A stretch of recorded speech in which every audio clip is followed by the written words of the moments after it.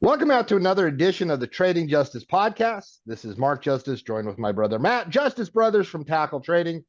And Matt, we have a busy couple weeks ahead of us in the market. I mean, you hear market analysts and you hear market commentators and traders say, "Oh, this is a week of weeks, and this is insane. What's coming up the next 10 days as far as the totality in such a short amount of time."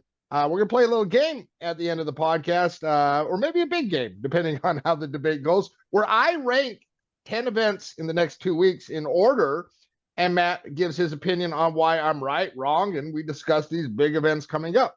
Also has some interesting, healthy, developing technicals on the NASDAQ that caught both Matt and I's eye.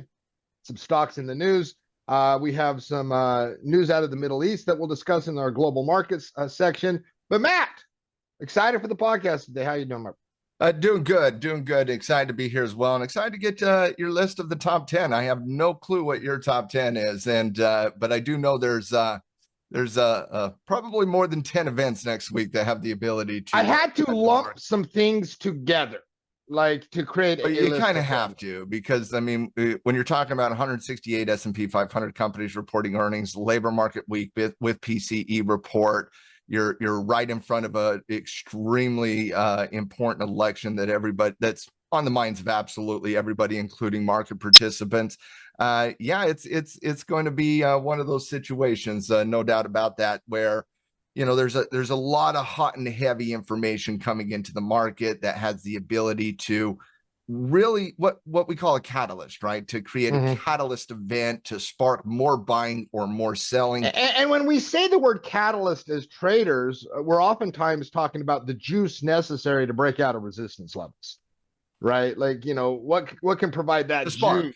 Yeah, the spark. Like there's gasoline on the fire, and we need a spark to get that puppy going. The market is in a little bit of a slumber right now, as we do talk about the technical side of the equation, but the market is in a little bit of a slumber right now. And over the course of the last couple of weeks, you really haven't had the information to really drive the market one way or the other. And I know we'll talk about this in detail as we continue throughout the podcast here today, but just in terms of the earnings landscape over the last couple of weeks, you've had some really good reports coming out of the financial area. You've had less good reports coming out of industrials and to a certain extent energy. You haven't had a lot of stocks reporting in energy. Had a tough week on the industrial side last week, but in general, I would describe this earnings season as a little bit of a C plus B minus type letter grade right now, a little bit below average, I would say. Blended growth started at 4.4%. We're currently at 3.6%, for example, after the first 2 weeks of earnings. You want to see that start to go in the right direction. In the first couple of weeks of earnings, you don't expect massive growth coming out of the healthcare stocks, the financial stocks, the industrial stocks. That's not what is expected. Like I was talking about a couple of weeks ago, you just want to get them on base. But to get on base, you got to have beats that not only beat the expectation, but beat the average beat against expectation. And right now, we're just not doing that. And so very mixed, slightly below average earnings season. And when I say slightly below average, I legitimately mean slightly below average, like nothing too aggressive one way or the other. But we're going into a week where that changes. And so when you think about catalyst, you're absolutely right. You're thinking about those events, those variables, those situations coming up just down the road this week, for example, that have the ability to spark the market, to have the market really start to see the environment as buy, or sell. And so, the catalysts, they live in the market this week, and I think it's going to be really interesting to see how you look at the macro environment versus how I look at the macro environment. And kind of identity, and that's a good way of kind of a fun, entertaining way of talking about the things that are coming up. Now, with that said, we're trading justice. Because my brother and I we're trading justice. We're brought to you by Tackle Trading, and if you are looking for an amazing community, come join us at Tackle Trading. Free pro trial, 15 days. Check out the newsletter, traders report, all that jazz. We didn't get that at the front, so I just wanted her to do that. I'm so excited to talk about this coming couple weeks. Yeah, because sometimes you and I we'll see a lot of things the same way, right? Mhm. But there every once in a while there's like a thing where you care a lot or I care a lot, and the other person's like, I just don't care. Like, Well, and I you think that's know, important because, as two macro nerds, sometimes we get so caught up in, for example, I get caught up in the earnings conversation a lot, and in earnings season, I don't give it. I probably don't give enough credence to the economic side of the equation or the geopolitical side, or those secondary conversations that are happening in the market, because I'm laser focused on earnings. Like there was 110 earnings companies just out of the S&P 500, and that's not the only earnings companies I cover, quite frankly. And so that takes up a lot of my personal time and a lot of my oxygen. Mhm. And so getting your take on it is really important. Yeah, and so while you're doing that all week, I get to worry about yields all week. Like while you're like, Exactly. Like I don't worry about yields at all. Like who cares about yields right now? We're having an earnings conversation. and I'm like, yeah, yields are all no, Yields are the entire game. What are you talking about? What are you talking about? All right. Listen, I want to go to the cues. I want to start off this podcast. You and I, we interact on every day, but on Fridays we interact at multiple points throughout the day because we're putting out the fabulous tackle trading newsletter, making sure we're on the same page, the same analysis. And we both looked at the cues on a weekly chart and we both said, huh, that short, because you look at the daily chart, man, that looks, to be honest, to maybe the untrained eye or even the trained eye, somewhat chaotic, right? Looks choppy. On the daily chart. To the untrained eye that just looks at the candlesticks and sees kind of the choppiness. It's not a clean chart on the cues, no. Yeah, but when you go to the weekly chart on the cues and see it, we both looked at the last several weeks of price action and we're like, man, that feels very orderly. Very orderly. I mean, it was surprising how much it stood out. And I had a little to the penny bounce off the rising 9 weekly, which for me, because we had a dose of volatility this week, right? Apple came out with news. That would be one of my stocks in the news. So we'll talk about that more here in a second. But in that chaos, in that like day of yields, Apple, you bounce to the penny off the 9 weekly. This chart looks pretty good, doesn't it? Well, I mean, we talk about multiple time frame analysis of tackle trading a tremendous amount. We anchor against multiple time frames. We don't want to just get our edge on one single time frame. We want multiple time frames working in our direction. And when you're looking at what we call a multiple time frame breakout, a multiple time frame breakout is when you're simultaneously breaking out of a daily bullish pattern that also coincides with a weekly pivot of some degree in the past. And so you have this historical pivot, right? And on the cues, it's a really, really good example right now because you have this historical pivot, very important pivot of $500. 500 is a significant whole number. $500 is a pivot point. It's an obvious destination. When you look at that pivot from the previous point, not only did it hit 500, but immediately following that failed attempt at the breakout of 500 in July, you saw a massive pullback all the way down to the 50-period moving average on the weekly chart, simultaneously, like almost an instant bear market. Like that was a big. It was close. It was close, right? Now in the markets, we call that a pullback these days in 2024. Yes. But I do get your point. But at the end of the day, Mark, that is why that pivot is so important at 500. And really over the course of the last quarter, it's been a fight for the NASDAQ, AI, technology names in general, semiconductors, to kind of recover that earnings season environment from last time. And so when you're looking at the market coming into that potential breakout, you got this pivot at 500, you got the significant whole number at 500.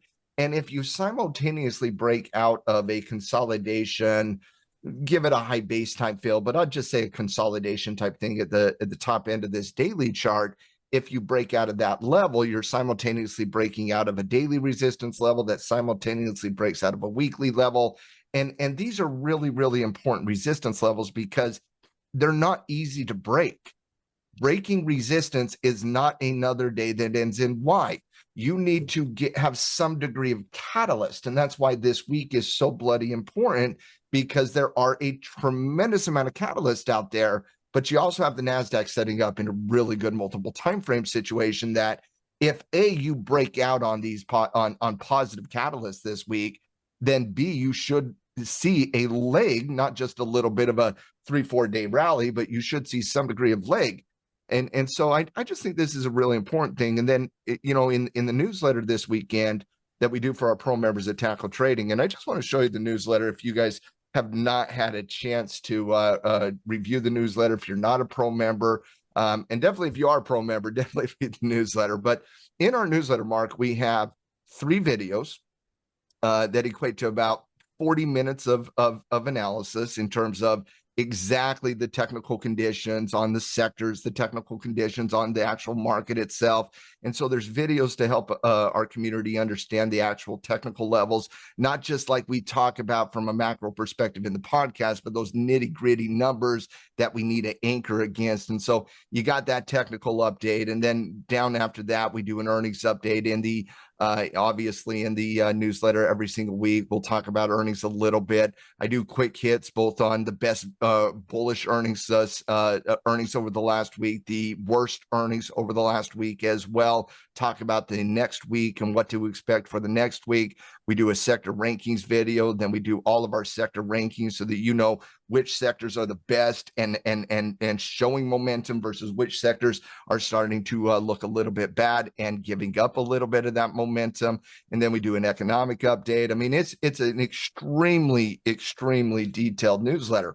But one of the things that I did in that newsletter is I talked about the importance of not only understanding where resistance is in the market, but when you're looking at the candle on Friday in the NASDAQ, not only did we know, or I don't want to say no, we believed 500 would act as a resistance level. We believed 500 would act as a resistance level because of the previous attempt to break out of 500 failed. And we know that's a resistance level. And so on Friday, you saw the market gap up and start running away from the price all the way up into that $500 point. And once it got up into 500, it came right back down. And that tells us something. Number one, resistance is not easy to break. Number two, it tells you exactly where the breakout channel is, exactly where we assumed it was going to be, right around that $500 level, and not the actual pivot on the daily chart at 498. So Yeah. The technical side of the equation is a very compelling conversation right now, specifically in the NASDAQ. It is. And I think one of the most important thing, because I'm a big believer in laying out your week ahead. Like, what am I going to do if A happens? What am I going to do if B happens? And I think from a tactical standpoint, for me, the most important decision I'll make this week is how I play the breakout if it occurs before the presidential election, because that is a possibility, right? That is certainly in the cards, especially with the catalyst stand the week on Thursday and Friday, right? Like, and so I am going to play it ahead of the election, right? I recognize I think you have to if we break out of 500 on the I think, and you know, because of 520 before that election. I think that the story on the NASDAQ on the Qs is very compelling. That chart, that weekly chart, has me influencing my tactical plan on a breakout, and very, very interested in tech. And it's been a while. Tech has had a few days here, a few days there of leadership. It has been a while since tech led, right? It was before second quarter earnings. Yeah, it has been a while since tech led.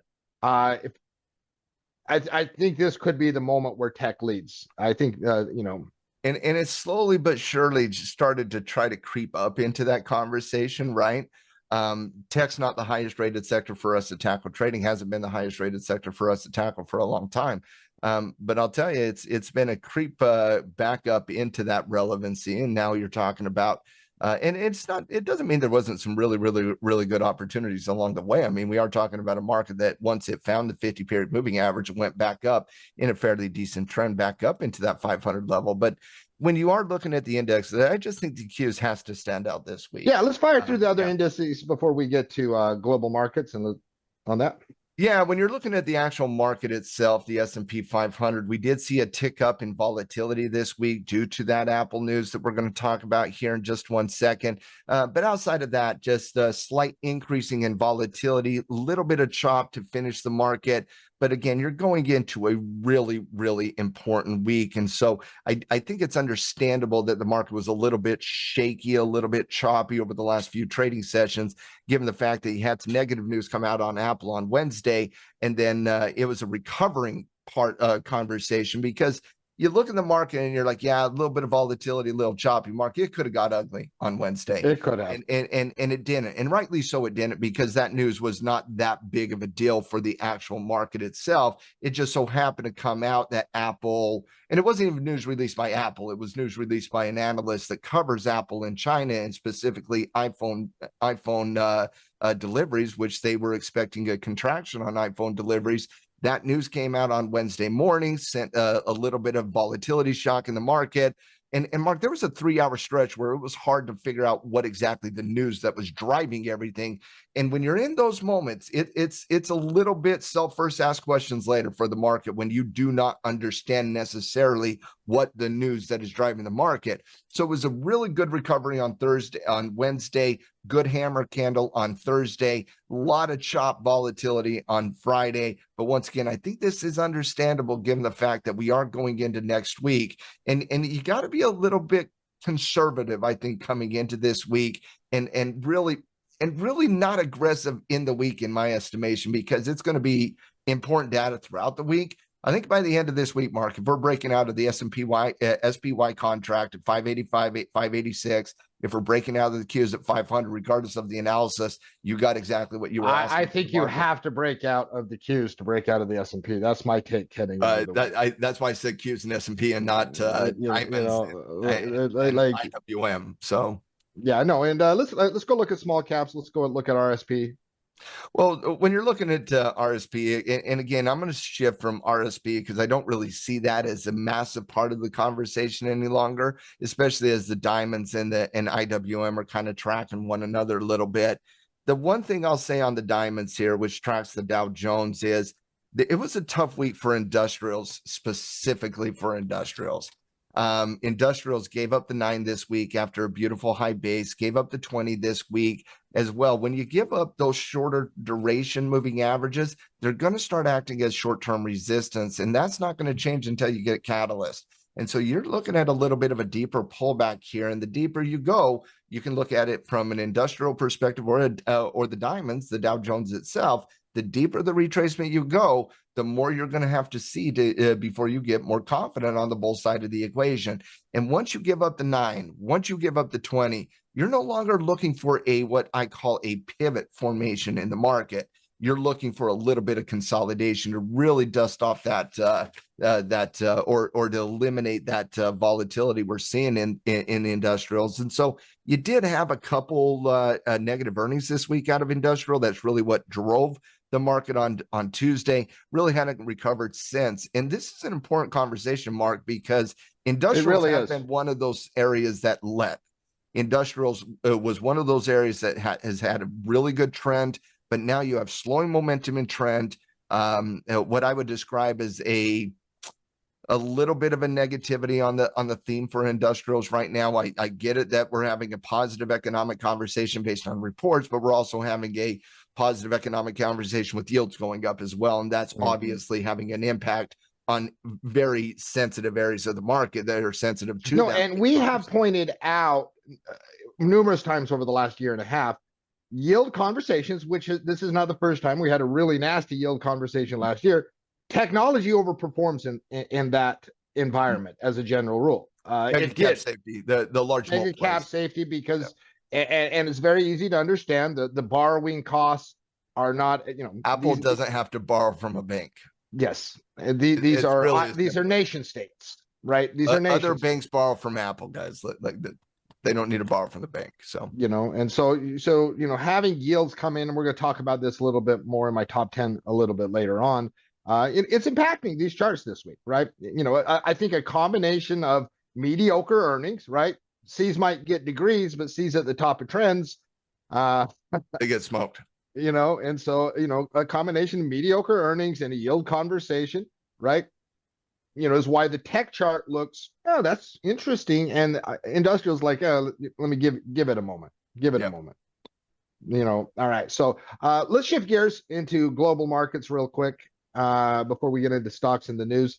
Over the weekend, Friday night, heading into the weekend, there was a retaliatory attack from Israel on Iran.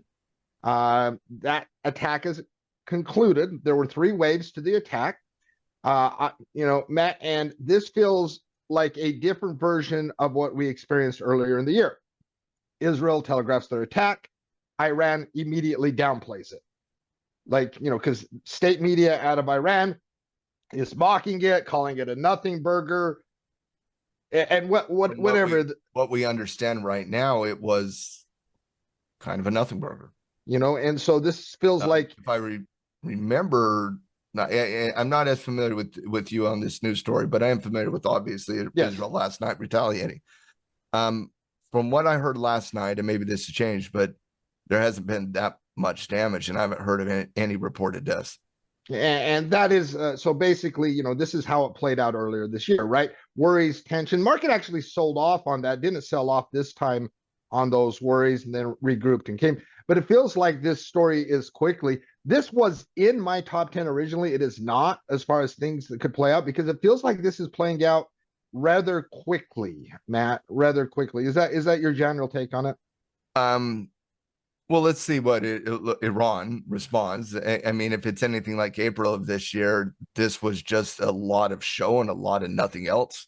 It was a good theatrical play in April between both Israel and Iran, quite frankly, both in both the initial strike and the retaliatory strike.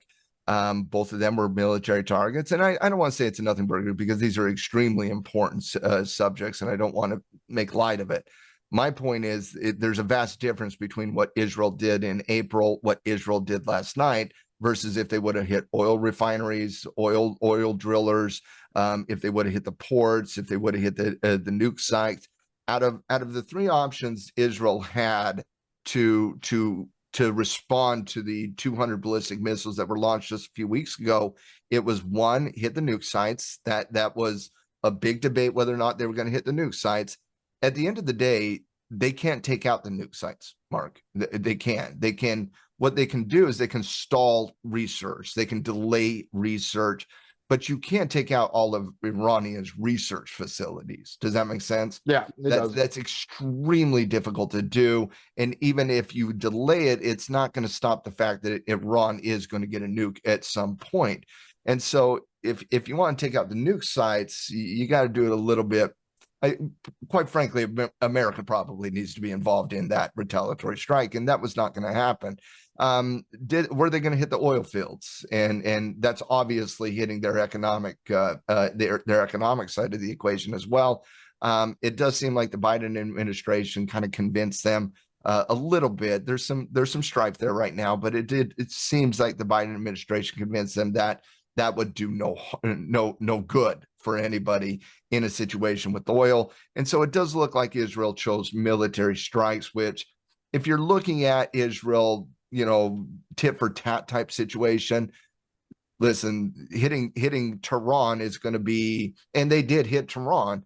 That's going to be symbolic in the region. And so, but it does look like this was the best case scenario out of some really difficult scenarios that for both the region and quite frankly for oil itself. Oil has been a nightmare lately, just an absolute nightmare. It's been untradeable. It's been off the board. It's like Mark, you're a football guy. You like football. It's like you're going into the NFL draft and you got this player that's got some talent, right? But they got 4 busted knees and they haven't played in a year because you have injury risk. So they're off the board. You can't draft them. That's kind of like crude oil over the last few months for me, just a little bit up, a little bit down, a little bit everywhere without any degree of probable edge.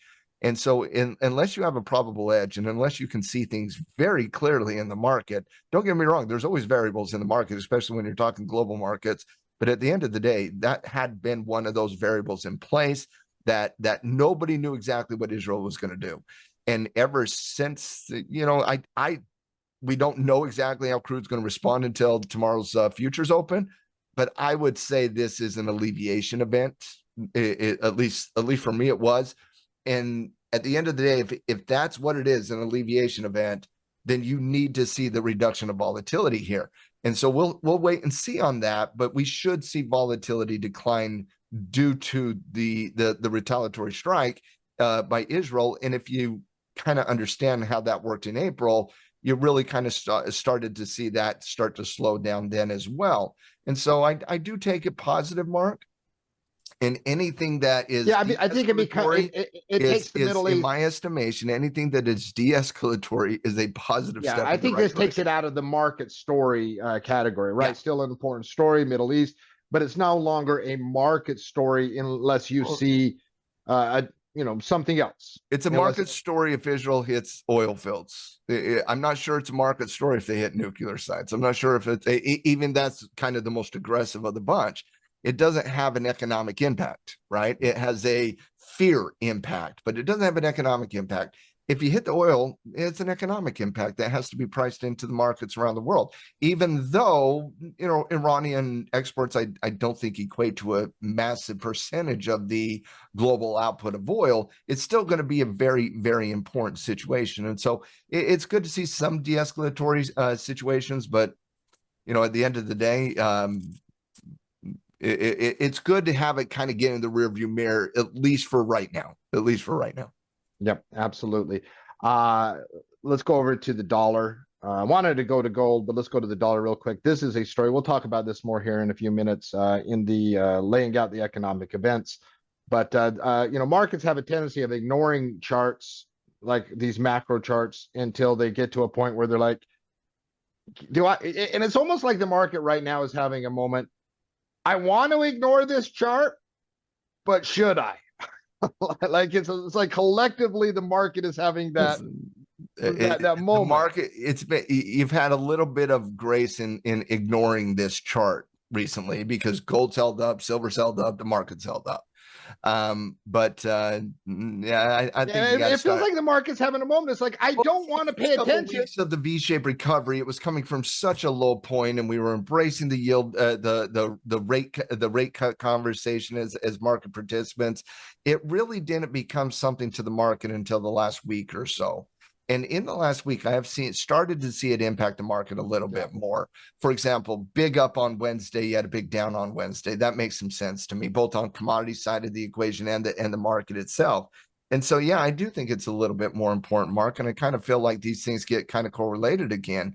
And I kind of feel it's the macro week we're going to go through this week that kind of makes all this thing make a little bit more sense because gold running hot, dollar running hot, market NASDAQ at multiple time frame breakout levels against all-time pricing. None of that can be sustained. You cannot have a hot dollar, a hot market, and a hot commodity landscape because if those three things trend together, I don't understand this world, quite frankly. There will be a point, right? It's always like, and so the market's paying attention. At that point, though, I do. I don't think there will be a point. I think we are clearly entrenched into that point where the dollar and whether or not we see another break on the dollar has an impact. If we have another break on the dollar, we're not breaking out on the Qs at 500. You're not breaking out at 35 on silver. Just not happening. And so I absolutely think one is going to lead into the other here.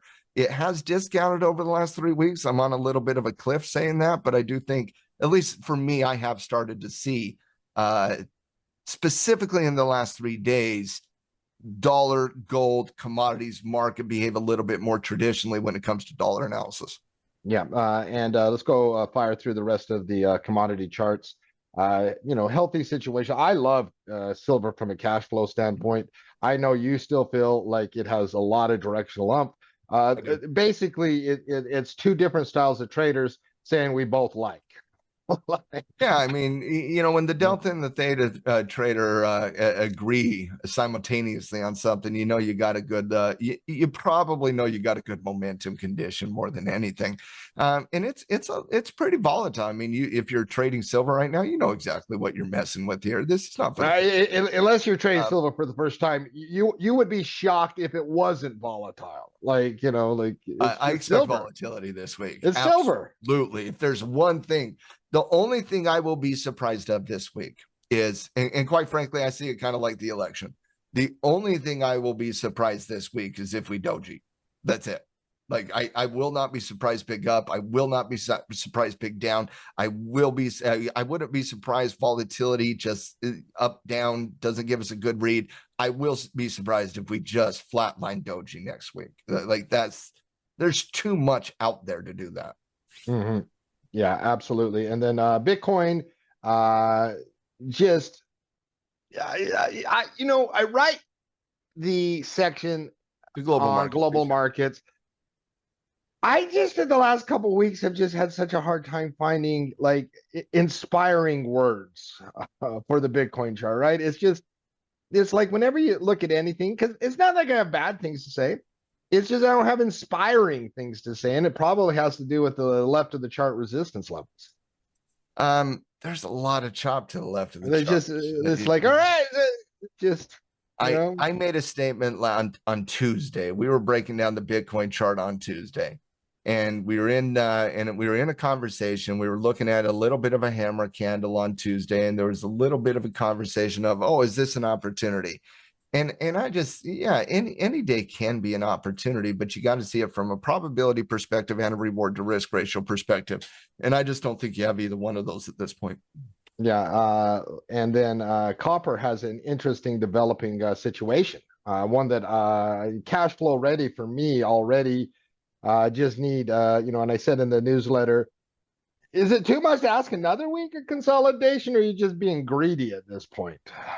Give me two. Like you want that 20 moving average to Yeah, come I down. mean, Like, to me, it's really about that 20 period moving average. How many times, Mark, have you've seen something similar to this, deeper pullback on a commodity, consolidation for 2 weeks, attempt to break out, but runs into a stubborn 20 period moving average, or a stubborn 50 period moving average, or something along those lines, right?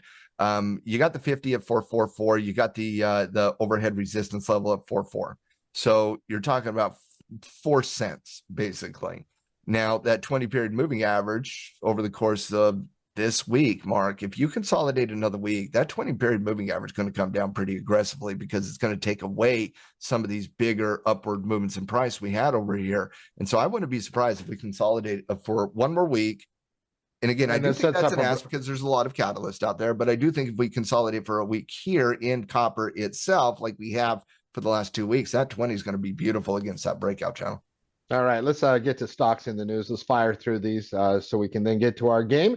Every week I bring 5 stocks that interested me, right? They maybe weren't the biggest stories. Sometimes, well, they usually are if they're the biggest stories, but 5 stocks that interest me that just, I think that, and then we have a little discussion about them. Matt never knows what they are. Tesla, number 1. Listen, Tesla helped buoy the market this week, I believe. Like, people, the conventional wisdom coming into Tesla's earnings report was Tesla doesn't matter to the market. I even had that conventional wisdom. I'm like, Tesla's a Tesla stock. I think it provided a little and it certainly laid the preview, how you have the movie trailer for the coming week, right? We got 5 Mag 7 companies reporting this week. Tesla was like, oh, here's a movie trailer of what changes in sentiment, right? I know it helped my ArcNick inputs. I know that. I maintain what I said last week, what I said throughout the entire week, what I said in the newsletter last week and this week. Tesla is not a market story. I just don't believe that. I don't believe it had absolutely anything to do with the market. Tesla is a Tesla story and a consumer discretionary story and an EV story. Tesla doesn't move technology. Tesla doesn't move industrials. Tesla doesn't move real estate. Tesla doesn't move utilities. You know who moves all that? Apple, Google, Microsoft. And so I do disagree with that.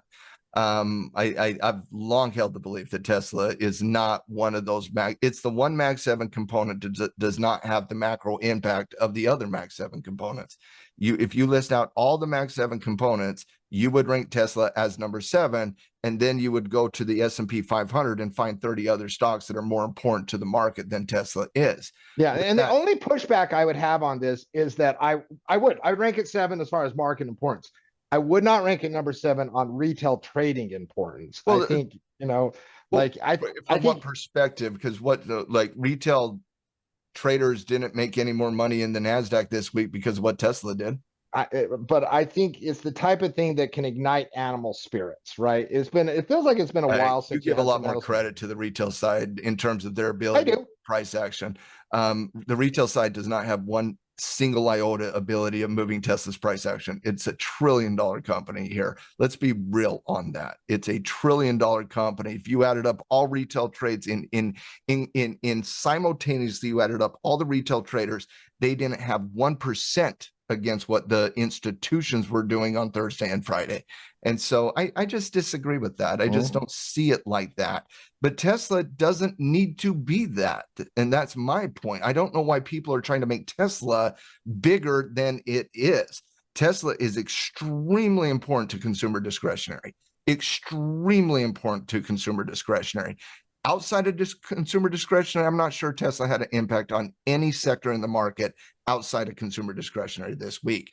And I don't need to go far to prove that. I can go look at every single chart. I can prove my point on every single sector, on every single market index, on every single time frame, as you're seeing Tesla perform infinitely better over the last 2 days than anything else in the market.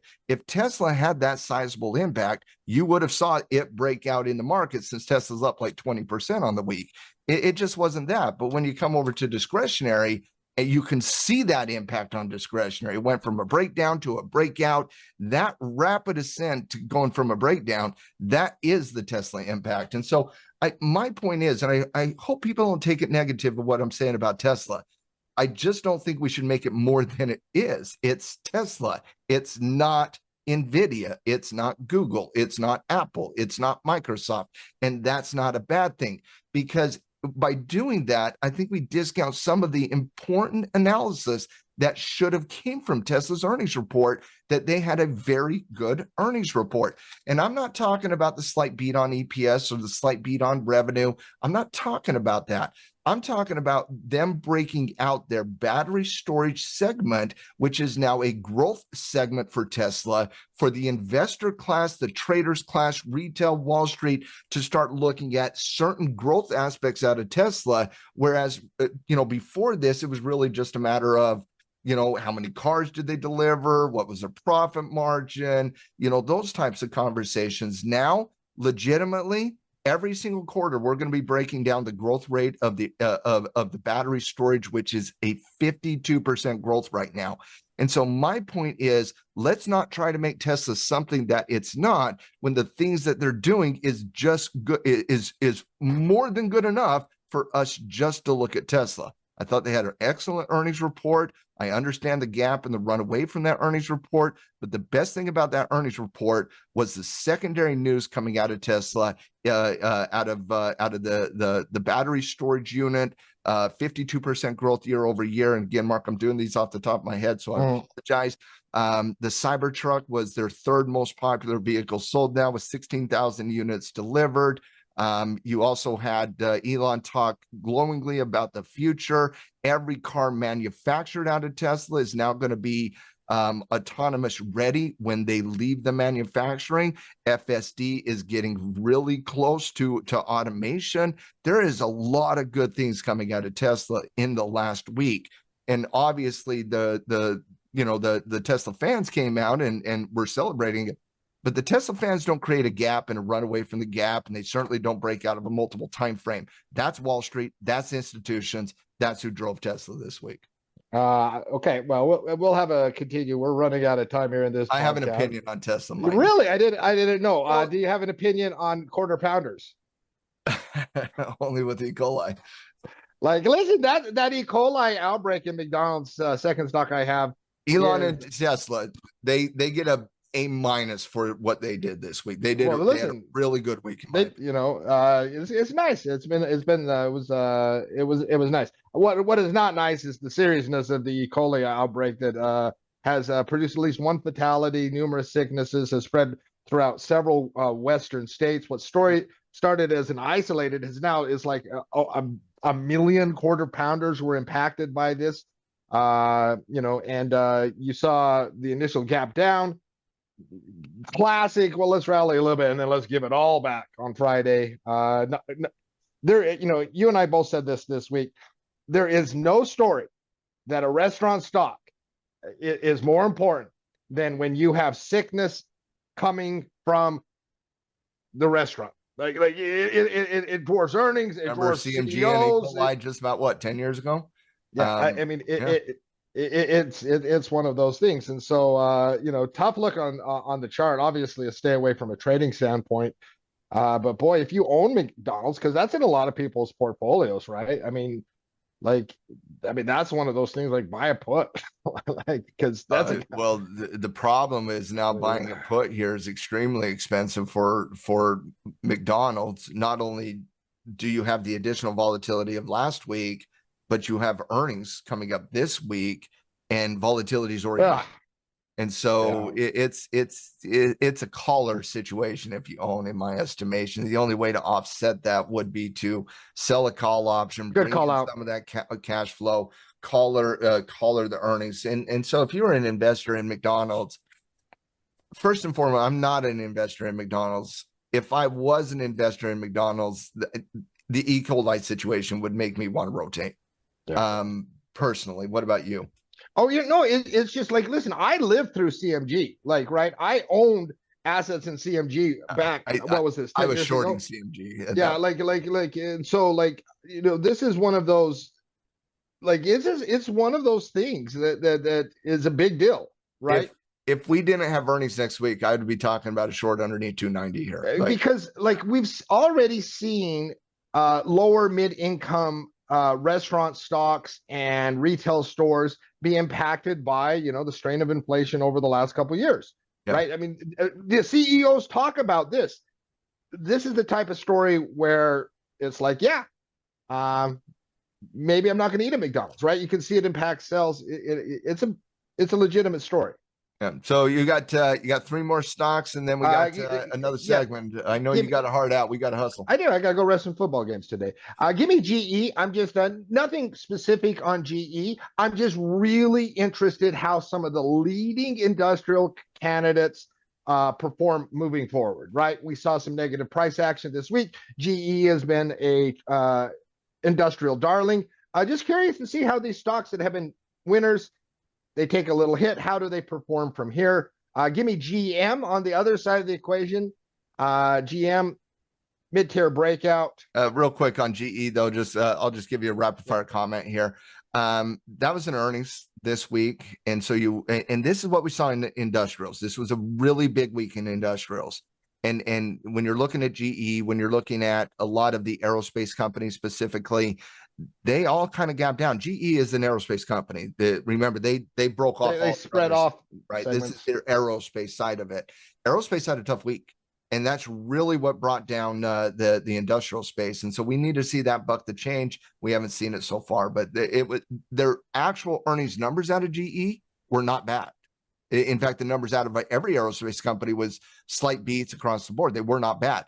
But environment, number one, position on the chart, number two, obviously there was a sell program coming into the aerospace companies this week. And that's what caught my attention. And if you're looking at any one of these aerospace companies, which they all kind of reported last week, let them work out bottoming formations is all I would say. Yeah. Give me GM. One of the reminders to me, and should be for all traders, that earnings season might be mediocre, but there's going to be in a mediocre earnings season some companies that deliver. GM from a technical perspective and from an earnings perspective caught my eye. What about you? Absolutely here. Absolutely 100%. This is one of the better breakouts in the market right now. GM above $50. You're looking at a pullback after that breakout with the marketplace. Obviously, we're looking at this from a secondary pattern perspective on GM. But a really good report, a slight beat on EPS, slight raise in forward-looking guidance, and good news on the EV side of the equation for GM. It was a good report, one of the better reports this week. And then finally, Newmont Mining, a reminder that earnings matter even when the price of the commodity is up. But to be honest, I like this for a potential acquisition because I put it on my watch list, right? Because Matt, was your take on earnings? Did it justify this price movement? This is a ridiculous gap down on Newmont Mining. This is an absolute ridiculous. Now, it did make my bear hits this week because they did officially miss. You can't discount that. But that's the gap down on the miss, Mark. That's not what I'm talking about. The gap down on the miss against an overextended price action makes a heck of a lot of sense. But the run away from that gap, it just felt that was like an algo program that just got every out once of in a while, control. algos do get a hold of something for that day. Especially in an environment where you gap down and you're little spooked, and it's like it was really, really fast. I mean, when you're looking at that Thursday pricing, it gapped down and it just ran all day long. If you were looking at it from a longer term investment asset, let me give you this, Mark. They missed EPS by 5 cents, a slight miss. 86 was the expectation. They came in at 81, slight miss against EPS. Their revenue handle, bro, was outlandishly good. Outlandishly good. They came in with like 86% increasing revenue year over year. Now, how do I just trust that number? Because where gold has been all year long, these mining companies are drilling for gold at record profit levels. And so when you look at Newmont Mining and GDX in general, obviously Newmont is a big problem for GDX, and that's why GDX is pulling back here. I see it as an opportunity. Yeah, absolutely, 100%. Newmont was efficiency. Efficiency can get cut out really quickly in the age of AI and so on and so forth. So they have some efficiency problems, but efficiency problems can be fixed, especially when your revenue is going up 90% year over year. All right. So big 2 weeks ahead of us. Between now and next Thursday, the next 9 trading session, we have an absolute metric tons of things occurring. I've listed out 10 categories of in this next 9 trading sessions, and then I've listed them from now until post-election, until the Thursday after the election, because that's when the Fed meeting is. And I've ranked them in things that would interest me for whatever reason. This is not necessarily the magnitude of it, but just what interests me, maybe influence my trading decisions. Look, I'm going to list them out. Reverse order, 10 to 1. Number 10 is the GDP report that is going to be released this coming Wednesday. Now, it's the first release of a GDP report, right? And so it made my list, and looking at 10 things, it made my list. But in another time, I would be maybe pay some more attention, because it can certainly feed into narratives. And one of the narratives in the market, we'll talk about this on other things on this list, is that rising dollar helped the economy. Oh, yeah, remember when you were worried about the recession? Oh, yeah, you now have the opposite works. You went from recession to overheat. You went from talking to Samuel and asking Jay Powell in press conference about it to talking about maybe an overheating. I personally got more bullish than I've been on the economy in a long time once they were talking about the Psalm roll. Every time people pull this nonsense out of a hat just to justify political opinions, I can see it, I can smell it. It's second nature to me. It was a ridiculous call out in the moment, and I hope people stop listening to people like that who do not understand economic data but try to use it for different reasons. And so I was with you on that one, Chucky. Yeah, and so this made my list because it is part of the narrative. If that comes in at 3.0%, that's part of the narrative of the economic narrative, where like, hey, you're not going to hear those recessionary talk. Well, you haven't heard them for several weeks now. They gave up on that. Yeah. But so it made my list, but it is number 10 because it's backward looking in the midst of just absolute chaos the next Now, I didn't do as detailed look for your top 10 as you did, obviously, but I did jot down kind of just quickly to some 10 ideas over the next 10 sessions that are important to me. Advanced GDP did not make the list for me, but it would have been close. It would have been like 11, 12. Yeah. So number 10. Number 9 is the Fed meeting the week after. The week after.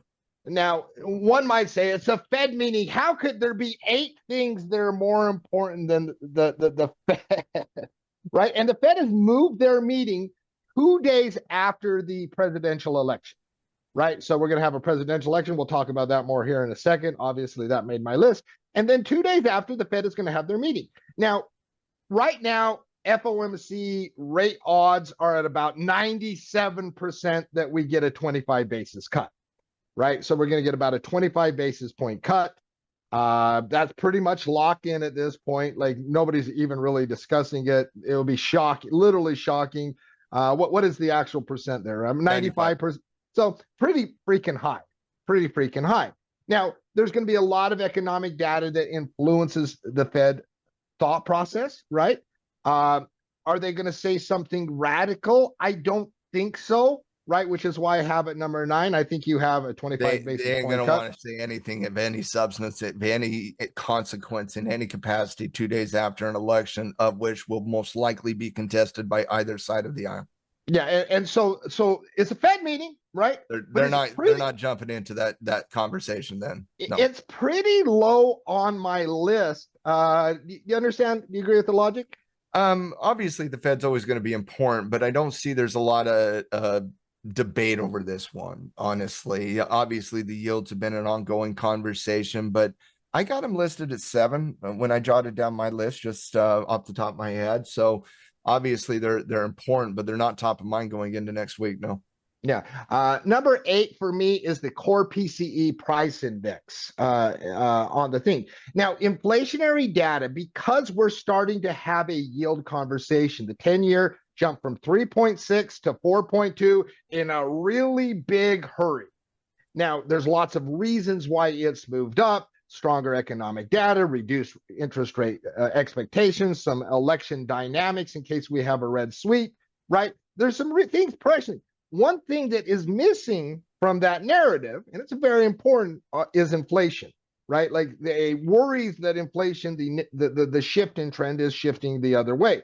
Mm-hmm. I think that's going to put a lot more eyes on inflationary data moving forward. So there's certainly you kind of had this take in the newsletter as well in your economic piece, where the positive economic data is leading to yields going up and so on and so forth. So I certainly do agree with you. Right now, obviously, I believe the Fed is on the still concerned. I don't think they're as concerned on the inflationary side as of yet, which is why I have it 8. But right? if you see a miss here on PCE, which is the Fed's preferred inflationary gauge, you remember a couple of weeks ago when we were talking about CPI, how I said that just based on expectations, we were set up to have a good week, and we therefore then had a good week. Yeah. I think you kind of have a little bit of the opposite feel here. Expectation 0.3, last month 0.1. The market is expecting a bump up on the inflationary side. If that misses, Mark, all of a sudden you got big concern. And the only reason I have it 8, because in my heart it's higher as far as narratives in December, in January, in February, right? But I'm on I will be concerned on double dip in January if this does not turn around. Yeah. And because you have so many things occurring in the next 24 hours, let alone the next few days, it only, made number 8 on my list, but it is there, right? It is there. I do not have it listed because I do not feel it's one of those top 10 events this week. However, I may have changed if I would have given this a little bit more thought.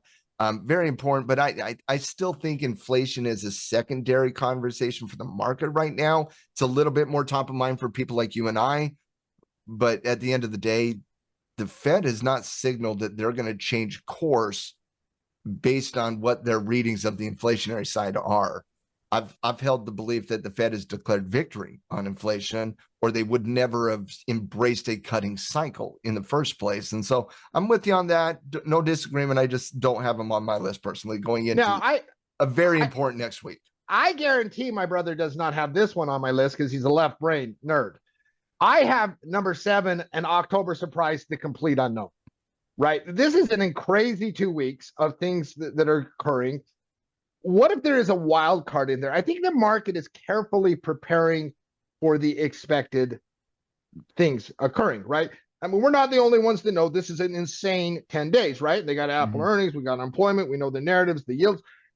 If something were to throw itself in the mix during this stretch, please no, of consequence, it has the chance to be very disruptive. Very disruptive. And so I just thought I'd throw out there because I don't have them listed because those well, are because you're a left brain nerd. Cannot see. And so yeah, is it a potential? Of course it is. We're going into an extremely contested and close election that people have been trying to throw out October surprises for literally 4 months now. If one actually sticks, I just want to remind everybody, because I'm fairly familiar with October surprises. I just want to remind people that October surprises can only occur if we don't understand the information already. It has to be a shock. It has to be the unknown. And oftentimes it has to include some degree of geopolitical situation as well. That is the usual path of October surprises, is something geopolitically happens, something economically happens, something unforeseen happens. It can't be like, I saw a lot of people coming out last week on Twitter, October surprise, and I saw it on both sides, Mark. Like I saw it on the right wing side, I saw it on the left wing side, saw it on both sides, October surprise, and the whole time I'm thinking, those are all known events. Like those are all, like, they might be surprised to you because you're not checked into these conversations all the time. But when the market and when the people already know those things, it's not a surprise. You're just adding your opinion to something. It's not a surprise. So I don't have it listed, but I also don't think that one is going to happen. I think we're pretty tight against the election. Number 6 for me is all other economic data in the next 2 weeks outside of the unemployment report on Friday, which I will rank a little bit higher here in a second. Yields are a conversation. Narratives are in the dollar are a conversation. This puts extra eyes on economic data. And from a good news is bad news perspective, I think we are squarely in a good news is bad news potential environment. Well, if you think we're in a good news, bad news, then obviously we're having a strict yield conversation, because that is the environment where we get good news, bad news. Bad news is good news is when the yield is the number one thing most important to the marketplace, is what is the yields doing on a day in, day out basis. What was interesting to me is you mentioned PCE report, you mentioned the GDP report, and obviously labor is going to be part of that. But then you just lumped in all the other economic data. And what I do see one a little bit differently than you do. I see consumer confidence being a little more important to set the stage this week. And that's in the, in the other. You have one coming up? No. That's in the other economic. Yeah. And I'm just saying, I think consumer confidence is my version of the PCE report to you is okay. Gotcha. So I didn't have PCE written down, but I did have consumer confidence. Number 5, outside of mega cap, all other earnings, right? So basically, number 5, we got hundreds of companies the next 9 trading session, like a ton this week, and it's very important. We've seen this in industrials, right? A bunch of earnings reports impacts the sector. Earnings is going to matter, particularly in certain areas. The outside of mega cap the market might not have time to digest it in the next week, the next 10 days, with so many other events going on, but the sector will certainly. Well, and that's what I was going to say is, it's not, to me, you're absolutely right. It's mega cap and everything else this week, right? But I have mega cap as number 1 on my list. Like mega cap earnings, there is not a close second to me. There isn't a close third. It's mega cap and it's everything else. You're talking about the vast majority of the entire growth in the entire S&P 500 is reporting this week. For example, you discount the mega cap stocks, we are growing at 0.1% on a blended growth rate. You include the mega cap stocks. No, excuse me. If you discount it, we're 0.1. You include it, we're like 4.5. Mega cap stocks are expected like 18% growth here. Like, you cannot paint a growth picture without those mega cap stocks right now. They're becoming very important to the conversation right now. And so, I'm mega cap stocks, but I do have on my list a little bit of a difference. Left brain nerd again. Number 3 on my list is energy earnings specifically. ExxonMobil, Chevron, AR, and Taro, they're reporting this week as well. And especially given the fact of what you were saying with the labor, not with the labor, but with oil earlier, you're expecting a little bit of volatility reduction there. Volatility reduction, positive earnings, that could be a conversation you and I could embrace very quickly. Utility earnings, big time stocks coming out of the utility space. That's going to be really interesting. That's a good call out. So it's going to be really interesting to see how they impact exactly because they are now becoming AI type. Because you have an AI story. Yield conversations usually aren't good for utility stocks. You have earnings. What do you have any pre-programmed buys or dumps like you did in industrial? Let's find out. And especially with utilities, because they're at the top end of their trends in the quarter as well, and that's kind of what industrials was. So I didn't put them. I broke them up 3 different levels in my top 10: mega cap earnings number 1, energy earnings number 3, and utility earnings number 4. All right. Number 4 on my list is the monthly unemployment report. Not many times that you lay out a week or 2 ahead and unemployment report's going to be number 4. It lets you know how crazy the next couple of weeks are. I have it as number 2. Yeah, it's a big event. Make no mistake. This is a big event. You have the wage growth component. If yields are a conversation, you cannot have a yield conversation without month over month wage growth being part of that conversation, either causing fear or saying, all right, it's not that bad, right? So big report, 2 days before the 2 trading days before the election, squarely in the rising dollar, squarely in the yields conversation. It is a big event. Yeah. I know we're running short on time. You don't need me to double up on that one. That's vitally important. It's number 3 for me is mega cap earnings. All right. So we have Murder's Row, Google Tuesday, Meta and Microsoft on Wednesday, Amazon and Apple on Thursday, all after the bell on those days. Obviously, with the technical situation and the Qs, right? These companies represent a huge chunk of the S&P 500. They represent an even bigger chunk of the NASDAQ 100. Obviously, enough gasoline there to push past any resistance levels. Obviously, will help form narratives. Big deal. You've talked about these already, Matt. You had them number 1. I had them number 3. I have the election number 2, right? Little thing called the presidential election, right? Like big deal. Have number 8. And you might. We're out of time, and this is like a 7-minute conversation. I know.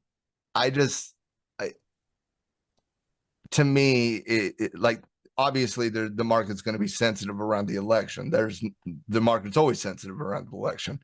But to me, if mega cap comes through and the economic conversation comes through this week, this specific week, I have this as a decision week by the market. I have this as a catalyst week by the market. And I feel the next 2 months of data in the market, whether we get a nice little bullish run or a bear concern, I think the epicenter of that will be this week's mega cap earnings. Yeah. So presidential election, obviously, we'll talk more about this in the podcast next week. My number 1 is the technical breakout.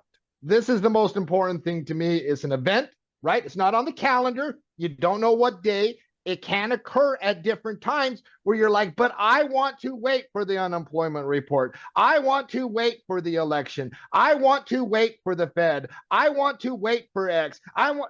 Fine, right? But realize that the market might not wait for you, right? And if you break out, you need to be like, no, I'm sitting this out. I'm going to be cautious. I'm going to play this a quarter way. Or no, I'm going to play it. Like having those decisions laid out on what you're going to do ahead of a very crazy 2 weeks, I think for me the most important thing that happened. And what I would say to that is it's going to be volatile and it's going to be quick this week, in my estimation. And I do love how you put it into the next 10 days, because it really is that from Ford on Monday until the election, and we're talking post-election analysis on Wednesday, a week from 10 days from now. That's the environment, and I love the conversation. Obviously, the election is going to play a major role in all of this. It's just, from a market perspective, I just see mega cap earnings and the economic side of the equation as being a little bit more important. And I also think this is a very, very tight race. And I don't think we're going to I don't know if we're going to know exactly who the president is on election night, quite frankly. Yeah, well, that will, yeah, I like the conversation. I got to run. Send us out, Matt. All right, ladies and gentlemen, thank you so much for hanging out with us during the latest edition of the Trading Justice podcast. If you want to support the podcast, best way to support the podcast is give us a nice little iTunes review or tell somebody about it and help us grow the podcast organically. And if you're excited and want to become a part of our amazing tackle trading community, you can do so at tackletrading.com, who is our sponsor of the Trading Justice podcast. And you can sign up for a free trial there at tackletrading.com. Get access to our traders report, get access to our newsletter, get access to our traders lounges that we do every single day live, get access to the coaches show on Tuesday, the cash flow club on Thursday, get access to our Discord channel to communicate with other traders in real time. You're going to love the tackle trading community. We put education in application. We do it simultaneously. We help you out throughout the entire time. But I'll tell you right now, Mark, the number one thing I enjoy at tackle trading, the number one, and I do love a lot of different things about tackle, but I love the Traders Lounge at the end.